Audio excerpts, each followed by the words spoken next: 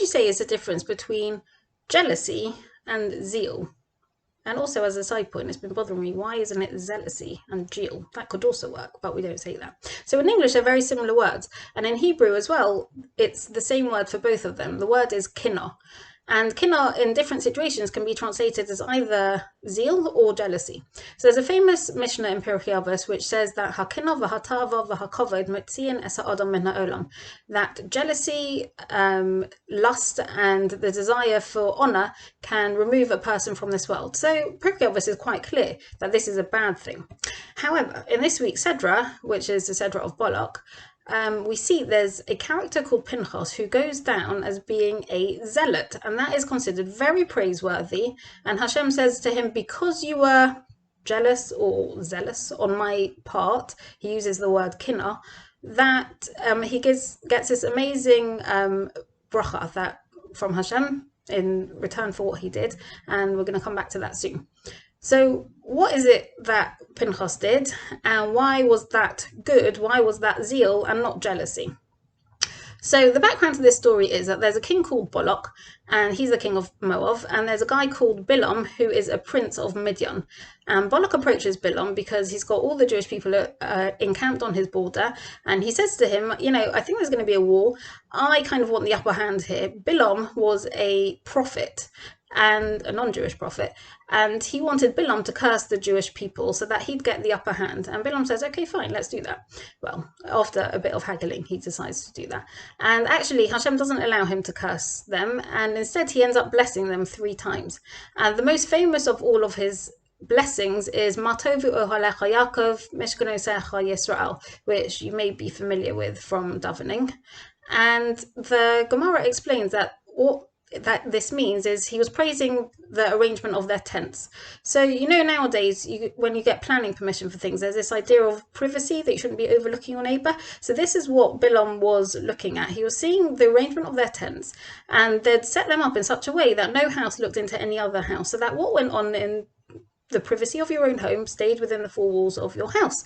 It maintained tznius, it maintained family values, and this was clearly something that was very important to the Jewish people, to the extent that even Bilam, an outsider, had spotted it and praised them for it.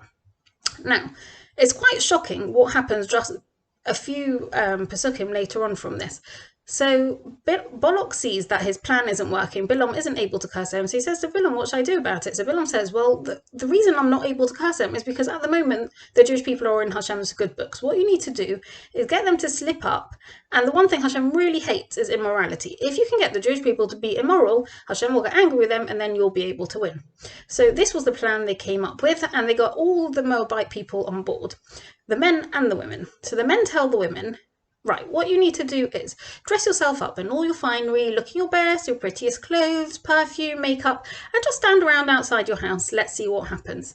And the Jewish people were encamped nearby, and initially not very much happened. You know, they'd have the occasional chat on the doorstep, they'd have a bit of a schmooze. And then what happened was the Moabite men would come outside. And they'd say to the men who were standing around outside, the Jewish men, do you know what? You know, you're a camp nearby. Do you want to, like, come in? You know, let's all get on. Let's, you know, promote Achdus. And, you know, come in, have a beer with me. I'll put the barbecue on. I mean, actually what it says in the Gemara is that they gave them wine and that they offered them meat from their sacrifices. But, you know, in today's terms, it was beer and a barbecue. And the men were like, okay, that's nice. You know, let's promote, you know, brotherhood. And, you know, they made themselves welcome in their homes. And it's kind of the slippery slope argument. What had initially would have been completely forbidden, and we can see that, you know, they were very into their family purity and the tznius of their own homes. And it went steadily, gradually, from that to talking, to being in each other's homes. And before you know it, they were actually serving their avodah zarah and sleeping with all the Moabite women, which is quite shocking, really.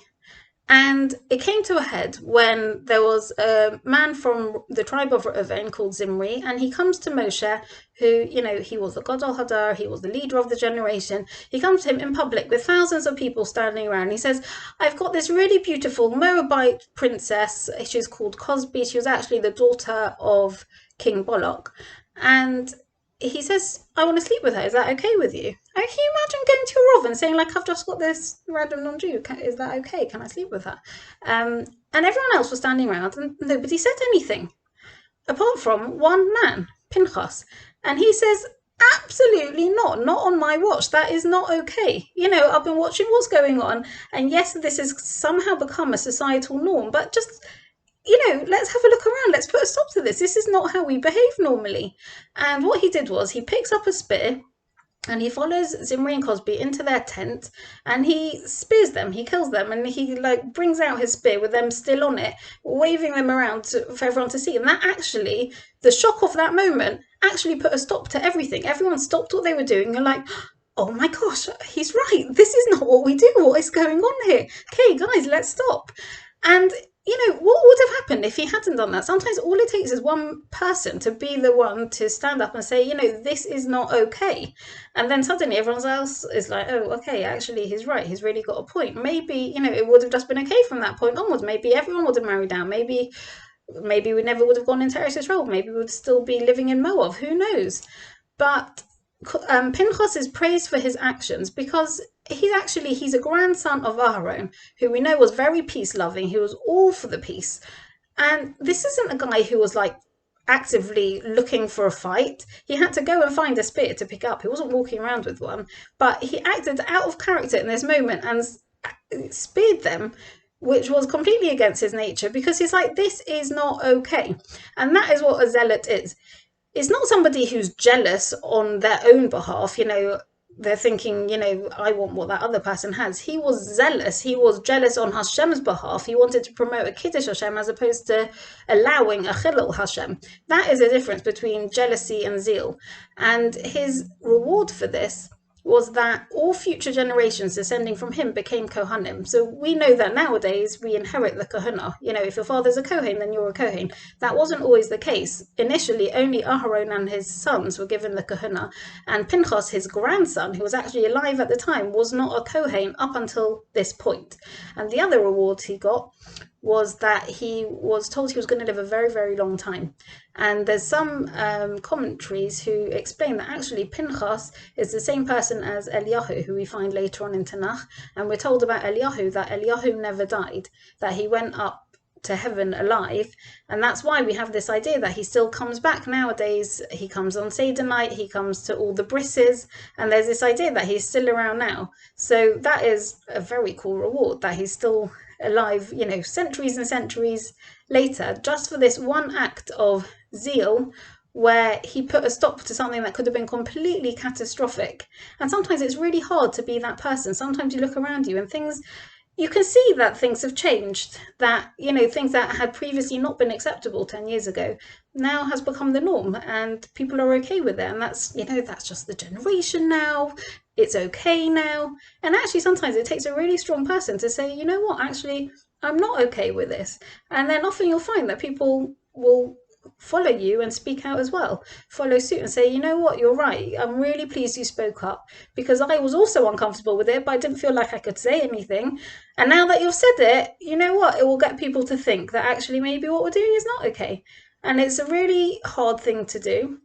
But I think we can take a message from Pinchas that if you see something that your gut feeling is, you know what, that's really not good, that's not okay, speak up, say it, and others will follow suit.